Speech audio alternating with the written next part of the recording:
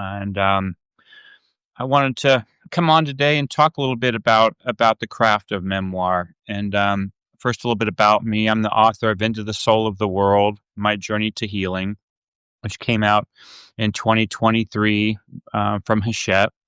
And I'm also a longtime editor. I started doing editing for a major magazine back when I was in my 20s, and gosh, I'm a lot older than that now. And so I edit books, specifically memoir, and I teach memoir. So I thought I would come on today and talk about something that I call the three voices of memoir, and how it's important to understand what these different voices are, how to use them, and how to keep them separately in some ways. Because when we do, we can create this really cool dance of time, and I'll explain what I mean by that. Um, so, I'm working on an edit right now for a client, and she has written a memoir that is largely vignettes, and I've been trying to work with her to develop what I call a voice of experience. And when you have a manuscript that doesn't have this voice of experience, you really lose out on getting the perspective of how this person thinks and feels, and how they make meaning of what they've gone through in their lives and the stories they've told. So oftentimes the manuscripts I get will either have it completely missing, and the argument they make is, that they don't want to dash the suspense of a piece, or they want to keep it really looking and sounding like fiction. And the other thing I often see is sort of a blending of these two voices, and it becomes very much a matter of kind of whiplash, where you're in a story about a particular time in their lives, and suddenly the next sentence you're in the past or you're in the future, and so there's a certain amount of kind of temporal whiplash can happen. So I'm going to kind of start from the beginning now and talk about these three different voices and why they're important. So the voice one is the voice of innocence, or another way to think about it is the then voice.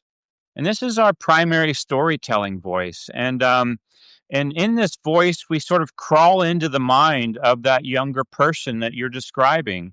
So if she's a child, you kind of crawl into the state of wonder of that child. No, you don't just simply use all the vocabulary of a child, or you might sneak some in. But the point is to kind of crawl into the consciousness of that young, girl or boy. Or if it's in their 20s, you crawl into the mind of that other person that you were in your 20s or your 40s or your 50s. So that's your storytelling voice. And in some ways, I kind of like to talk about it in terms of you're trapping yourselves a bit in that consciousness of that younger person. Um, and then we've got the voice of experience. And the voice of experience is the voice of you today, the narrator today. And that narrator can come in occasionally and make meaning of what the stories you've told. And, the way I teach this particular voice is it doesn't need to be a booming, wise voice. It will have a lot of wisdom in it, but it's really a voice of today that has a lot of curiosity about the experiences you went through, and a passion and a desire to make sense of those stories that you went through. And so I kind of think of that voice a little bit like a jazz solo. And what I mean by that is, I want you to try to, yeah, figure out what this passage you just wrote about was about. What did it mean to you? How do you think about it? How do you analyze it? How do you make sense of it? And ask yourself a question, for example, and maybe you'll say, you know, when I look back from today, I now, see that I was really up to this. I think what I was going through was, I was working out some issues that I had developed as a younger person, and you can go down that thread for a while, but then you can also, the reason I call it kind of like a jazz solo is, that doesn't have to be the ultimate truth. You can reverse fields and say, but you know what? Other times when I think back, I think, it's more like this, and maybe this is what was going on for me.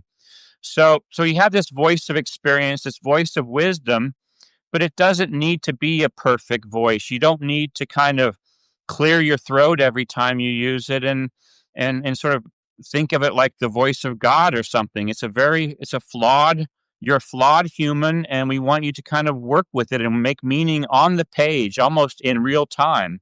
That's what the reader really wants. So, how do you use these voices? The way I think about it is I look for natural pauses in the story. So, for example, I use this as an example, but if I'm driving down a busy street, I'm not going to pause to make a lot of meaning while I'm driving and looking around, for traffic and pedestrians. The same with when you're telling a story. When you're in the throes of the story, you wouldn't necessarily want to stop it and make meaning of it. But when there's a natural pause, when in my little example, when you come to the intersection and the red light, and you stop and you take a breath and you inhale and you exhale, and then you might start to make meaning of what this last several blocks was about, or to draw it out into a more you know useful example. When you're writing a memoir and you've told a story, maybe you get in the car and you sit there for a moment after a fight with somebody or an argument with somebody, or maybe you go out on a long road trip, and when you finally drop in on that road trip, and the miles start to gather and you fall into a trance, there's that opportunity to say something like, today, when I look back on that time, I now think X and feel Y about it. So that's how I use it. And again, as I said in the beginning, when you're able to pull these voices apart and not kind of stop the action every sentence or two to add it, you create this wonderful dance of time, that where the reader gets to experience the old you, and then they get to experience the new you. And it really it's actually more important even than I've said, because it's that meaning making voice that really is creating the arc of the entire story that you're telling.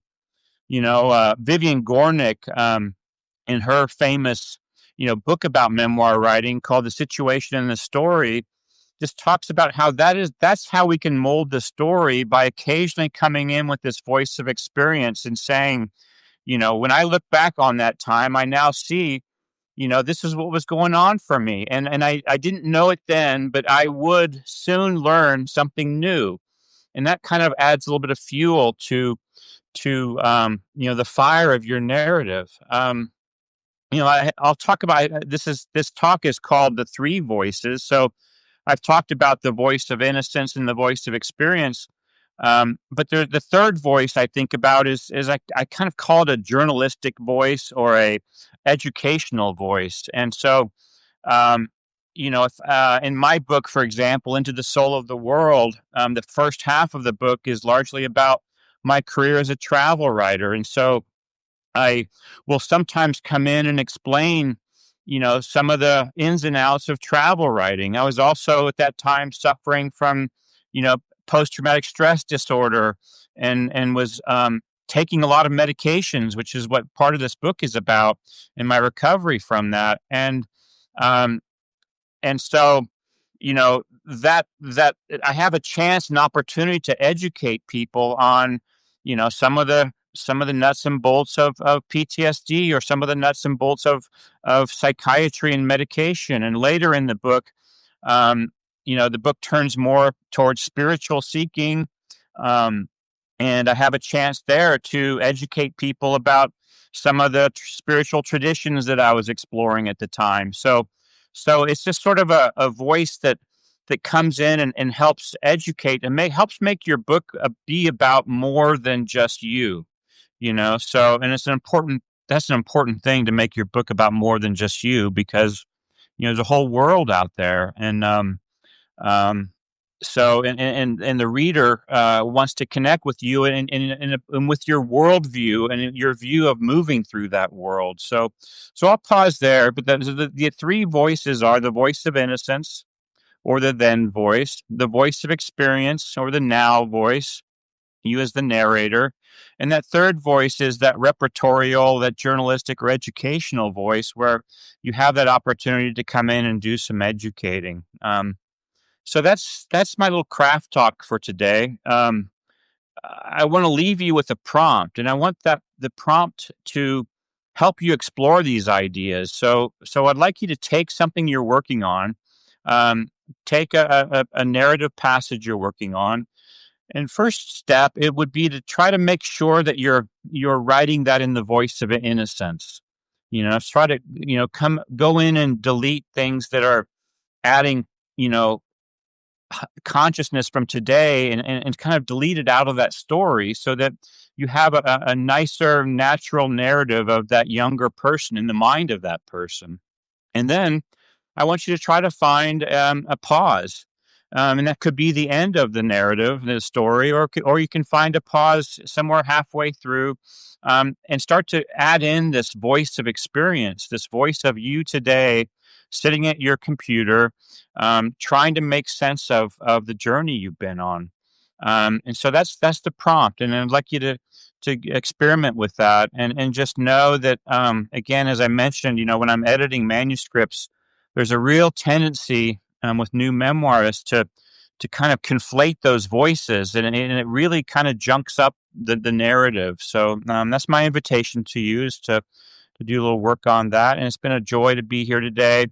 I want to give you a little update about this channel. Um, I'm calling this now Memoir School, and um, I'm going to be offering these talks for free for a while, and then eventually, probably in the beginning of the new year, I'll be putting them behind the paywall. So I hope you'll come and join me now for the next 5 weeks or so, 6 weeks, and maybe you'll come become a paid subscriber. I'd love that, and we can go forward. And when you do become a paid subscriber, I'll be having occasional longer workshops. I've got a 3-hour workshop coming up in early January, on January 3rd. So um, hope you have a happy writing today and this week, and I'll see you Friday. We'll do some writing together on Friday at 9 a.m. Mountain Time.